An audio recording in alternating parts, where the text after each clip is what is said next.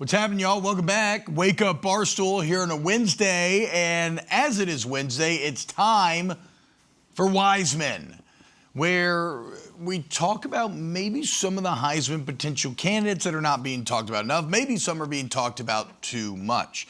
Right now, if you look at the odds, Carson, Beck, and Simpson lead the way, nearly tied. Beck barely edging out Simpson. Then, of course, you have Fernando Mendoza, you have Julian, Sayin, and then Jeremiyah Smith right behind there. I want to return to Jeremiyah Smith in a bit. But, Brandon, outside of the top guys, right, who do you believe should be getting a little more love for college football's preeminent trophy? So the fun part about the Heisman Trophy race this year is it hasn't really even started. Nobody's separated themselves at all. We got Carson, Beck up there. We got Simpson up there. They've been fine, but I don't think individually they have put this trophy out of reach. It is up for grabs halfway through the season. I want to focus on a game tomorrow night in South Bend, or Saturday night in South Bend, Indiana, where you have two guys that they have a big game here, and they both are primed to have a big game here. And you look down the stretch of the season, they could reach up and grab that Heisman Trophy. And number one quarterback, USC, Jayden Maiava. Yep. This guy's leading the country in passing yards. He's putting up big numbers. He's throwing for 2.5, 3 touchdowns a week. He had 436 yards a couple of weeks ago. He is now leading them to wins. They just destroyed Michigan. They won 31-13. Could have been more than that. And if you look at the back half of the schedule, starting in South Bend against Notre Dame, marquee matchup, if he has a 300-yard, 3-touchdown game here, he vaults up. He's got Oregon coming down the stretch. He has Nebraska next week. All kinds of big games for USC coming down the stretch of this season. And if he is big in this game, and he's big in those games, he's going to shoot up to the top of the list. It's a weird thing. I don't know why it's taken us so long to come around on Maiava. Maybe it's because he was a backup for much of last year. Maybe it's because we were all so out on Lincoln Riley. We thought he lost his quarterback whispering. But, again, USC may be the best offense in the entire country. Interesting side note, the quarterback on the other side of that game this week in C.J. Carr, him and Maiava both plus 2,200 right now for Heisman. So, in a way, like, Carr could do the same.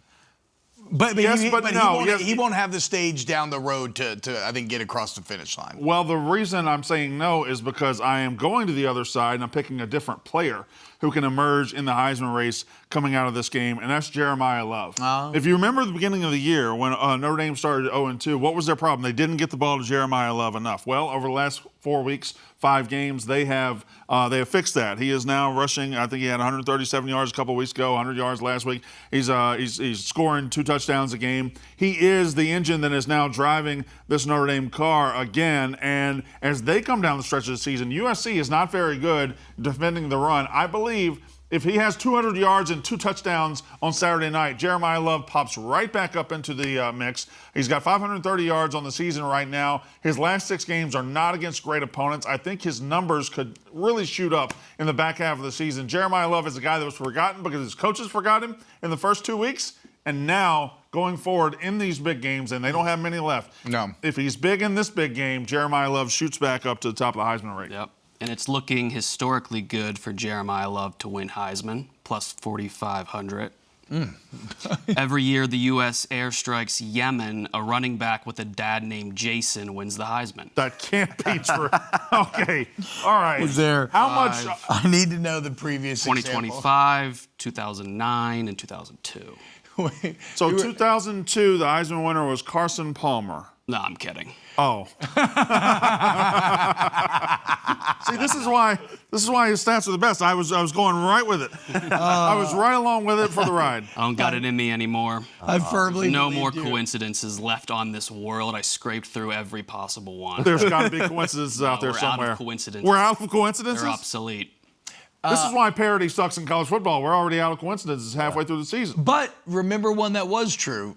Year that ends in 5, running back wins the Heisman with Ahmad Hardy's loss last week. Jeremiyah Love, kind of the final hope for that coincidence to continue. Oh, yeah, otherwise we may lose. Losing recipes and coincidences. I have another quarterback who lost a game a couple of weeks ago and maybe fell back in the pack, but this team has some sneaky big games coming up. The SEC is full of big games because nobody's separated at all. But Vanderbilt is going to be in more big games coming down the stretch of this season than anybody. If they're as legit as people think they are, they're number 17 right now. Coming down the stretch, Diego Pavia is going to have chance after chance after chance after chance to make a big play and matter in games. I believe they have LSU coming up. Yeah, this weekend. They got in Nashville. They got Texas coming up. They got all these teams. They got Tennessee coming up. They have everybody who's anybody in the SEC has to play Vanderbilt. And if Diego Pavia gets the truck back on the road and is able to win a lot of these games and is able to lead this team, I think he is a name that has fallen by the wayside a little bit after losing to Alabama. Vanderbilt didn't play bad against Alabama. Vanderbilt just made a couple of mistakes. Well, Diego Pavia played. Yeah, he made the mistakes. But if he fixes that and it gets them back, and you have Vanderbilt as a playoff-worthy team in November, it's going to be because of him and him alone. That accomplishment alone is maybe worth a Heisman. Correct. I mean, that's a program that has been nowhere near. Imagine telling a Vanderbilt fan like 5 years ago you would have a Heisman Trophy contender and a potential playoff team. That'd be like telling an Indiana fan. Yeah. Oh, true, right? And again, I don't know if that's going to end up being true, right? Because I think they will not attain that. But you just think LSU is going to beat them. That's what you want to say.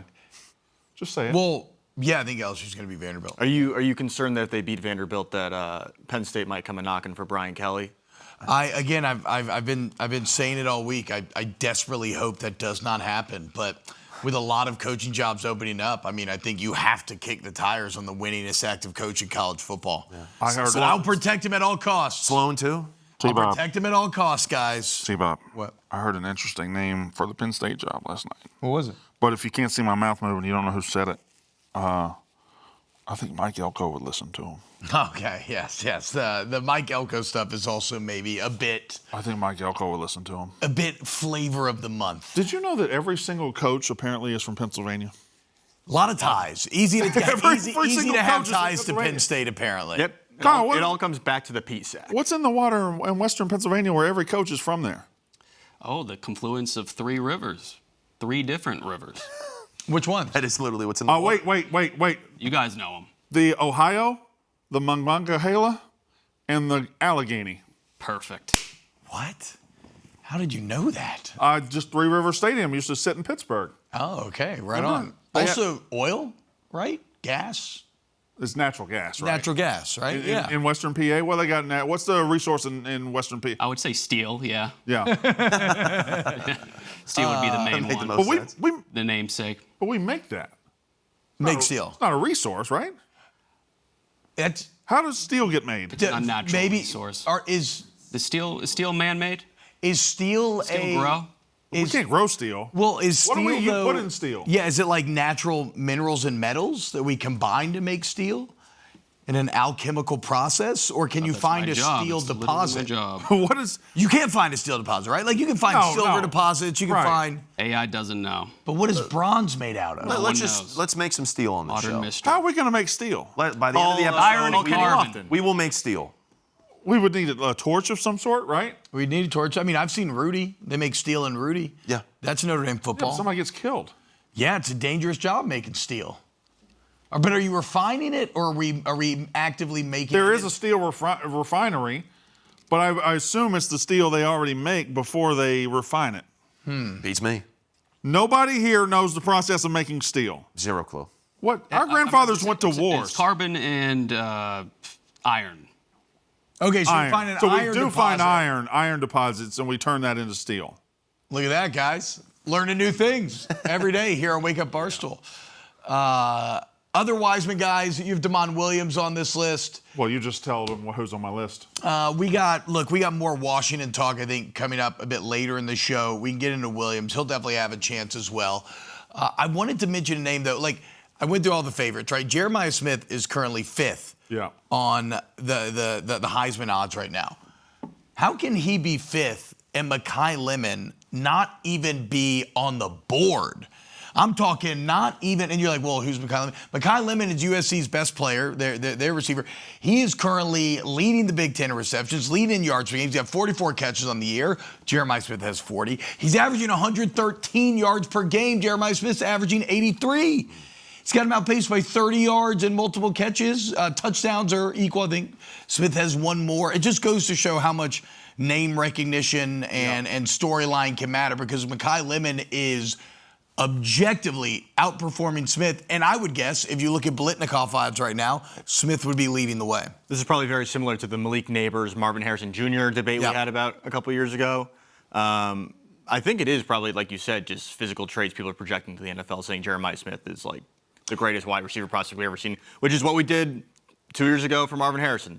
But it's ignoring the fact that Ohio State just isn't really even using him like that. They'll get him out of the garage every now and then, and they'll show him off. They'll say, look how fast he goes, look how awesome this is, and then they'll just put him right back in the garage, and they'll be comfortable winning a game by 2 touchdowns instead of 6. Well, and also, Mekhi Lemon's doing this when the entire defense is focused on Mekhi Lemon, because he's the biggest threat that USC is bringing to bear. So I just want to give Mekhi Lemon some love.